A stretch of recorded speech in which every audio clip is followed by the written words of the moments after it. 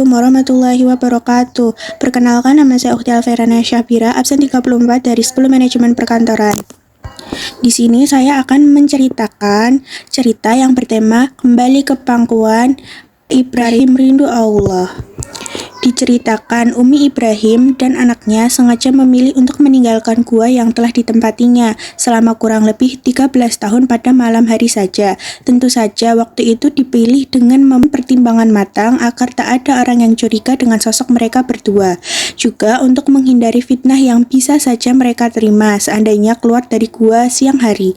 Akan banyak kasak-kusuk dari tiap kepala melihat Umi dan anak laki-lakinya. Bagaimana mungkin ada anak laki-laki di tengah bangsa yang baru saja selesai melakukan permusnahan besar-besaran terhadap anak laki-laki? Jika ada anak laki-laki, berarti ada yang lolos dari tangan dingin Algojo.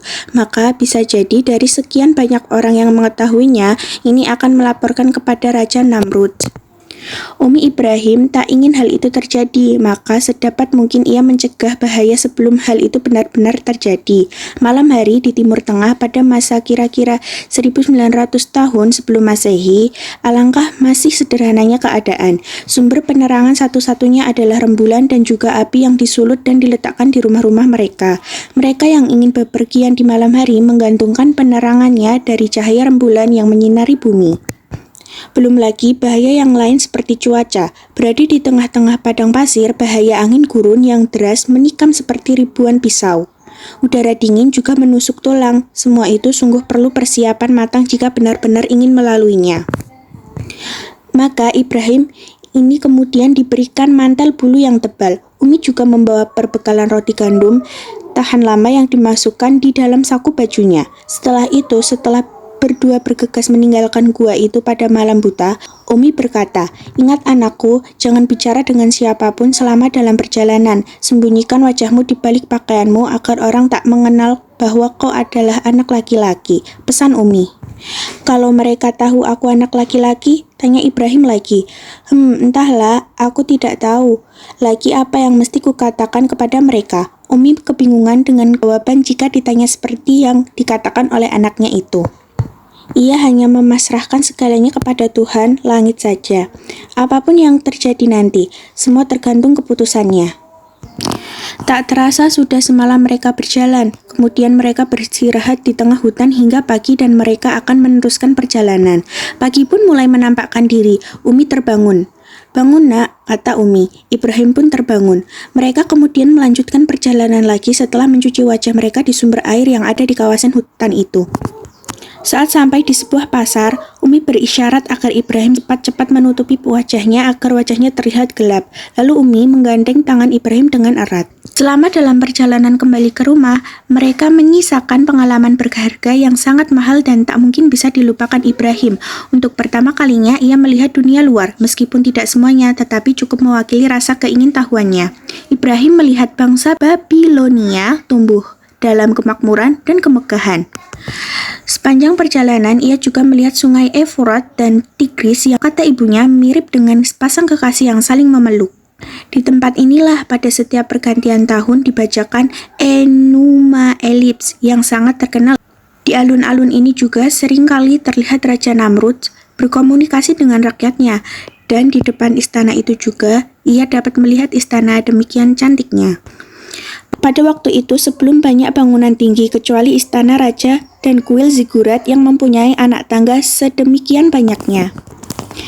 Namun, di antara kemegahan itu ada pemandangan ganjil yang dilihat oleh Ibrahim. Ia melihat banyak sekali manusia masuk di dalam kuil dan menyembah sesuatu, yakni patung-patung yang dibuat menyerupai manusia. Patung-patung itu dibuat dari tembaga, kayu, dan batu. Bahkan di tengah jalan ia melihat seseorang menyembah patung dari makanan, kemudian setelah itu memakannya. Ibrahim hanya geleng-geleng kepala melihatnya. Ia yang baru sekali ini melihatnya jadi bingung. Apa yang sebenarnya tengah dilakukan oleh para penduduk ini? Pikirnya, mengapa mereka menyembah sesuatu yang sama sekali tak dapat memberikan manfaat apapun? Lihatlah berhala-berhala itu, hanya patung biasa. Ia tak dapat bergerak, tak dapat berkehendak. Bagaimana mungkin para penduduk ini menyembahnya dengan tujuan untuk meminta pertolongan darinya? Pikirnya lagi. Tidak boleh. Ini tak bisa dibiarkan. Penduduk ini harus disadarkan. Aku yakin ada sesuatu yang patut disembah dan itu bukannya patung-patung yang tidak dapat memberikan manfaat apapun itu, tekad Ibrahim. Ibrahim yakin ada sesuatu di luar dirinya yang menciptakan dirinya. Juga alam semesta ini. Hanya saja seperti apakah wujudnya, Ibrahim masih mencari-cari. Selama berada di dalam gua, hanya ibunya yang sering kali datang dan pergi menjenguk. Adapun ayahnya, Taruh, hanya sekali atau 2 kali saja mengunjunginya. Setelah itu, ayahnya tak punya waktu lagi karena harus bekerja, memenuhi kebutuhan hidupnya dan kedua anaknya, Nahor dan Haran. Adapun Ibrahim adalah anak terkecilnya. Taruh tak menyangka Ibrahim sekarang telah menjelma seorang laki-laki remaja yang bertubuh kekar dan pandangan mata yang berkilat-kilat tercermin dari kecerdasannya. Tak habis-habisnya, Taruh memeluk tubuh Ibrahim yang kekar dan kuat itu. Bahkan tak terasa air matanya menetes jika teringat masa lalunya bagaimana ia harus menghadapi cobaan yang berat dari kerajaan Babilonia yang menginginkan untuk membunuhnya. Kalau engkau tak kami sembunyikan, belum tentu sampai sekarang engkau masih hidup, Ibrahim. Entah mengapa, naluri kami mengatakan bahwa biar bagaimanapun engkau tetap harus hidup. Ternyata kau akan jadi seorang remaja yang kekar dan kuat, Ibrahim, kata ayahnya bangga. Ia seakan-akan seperti seorang petani yang baru saja menikmati hasil panennya setelah berbulan-bulan bercocok tanam. Hari-hari selanjutnya, seperti remaja pada umumnya, Ibrahim harus ikut bekerja membantu ayahnya berdagang di kota, yakni di Babel. Ayahnya yang tampak mulai uzur, ini tak bisa mengerjakan segalanya sendiri dan membutuhkan bantuan anaknya. Terlebih lagi, agar Ibrahim kelak bisa meneruskan usaha ayahnya untuk berdagang. Sebetulnya, Umi Ibrahim sangat berat untuk melepaskannya karena ia masih trauma dengan kebijakan Namrud tentang pembunuhan bayi laki-laki. Akan tetapi, Taruh bisa meyakinkan istrinya agar ia bisa melepas sang anak dengan ringan. Jangan khawatir istriku, kebijakan pembunuhan bayi laki-laki telah lama berlalu. Raja Namrud sudah bisa memerintahkan Babilonia dengan aman. Bahkan menurut Raja Namrud sendiri, anak yang diramalkan akan merebut mahkotanya itu mungkin saja sudah ikut meninggal dunia, kata Taruh menjelaskan. Mendapatkan penjelasan yang masuk akal dan dapat dipercaya, akhirnya Umi Ibrahim melepaskan anaknya untuk mengikuti suaminya berdagang. Ibrahim tak lagi mengenakan pakaian yang menutupi wajahnya. Ia menampakkan diri sebagai sosok laki-laki yang kekar, pendiam, namun juga sedikit canggung ketika bertemu dengan orang banyak. Benar juga, di pasar ia banyak ditanya oleh orang-orang, bagaimana mungkin ada seorang pemuda gagah yang masih bisa bertahan hidup dalam negeri yang baru saja membantai anak laki-laki. Mengapa ada anak muda yang masih hidup? Berarti anak muda ini lolos dari pembantaian itu. Tergerak oleh rasa penasaran, maka salah seorang dari mereka bertanya tentang asal-usul anak itu. Siapakah anak itu, Taruh? Tanya salah seorang pedagang dengan tanda tanya di dada. Rasa ingin tahu mereka begitu besar karena ingin mengetahuinya. Pasti bahwa anak itu bukanlah anak yang tak dikehendaki kelahirannya. Jika ternyata anak itu adalah anak yang lolos dari pembantaian, tentu ia merasa sangat kasihan sekali dan berjanji akan melindunginya. Ini anak saudaraku yang datang dari negeri kota lain. Kau jangan bohong, Taruh. Dari mana asal kotanya? Pastilah berada di bawah kekuasaan kerajaan Babilonia, kata pedagang itu. Ia ingin mengatakan bahwa di segala tempat tak ada yang bisa lolos dari kebijakan ini. Ah, iya, dia memang sudah lahir sebelum Raja Namrud mengeluarkan kebijakan kejaman itu, kata Taruh berbohong.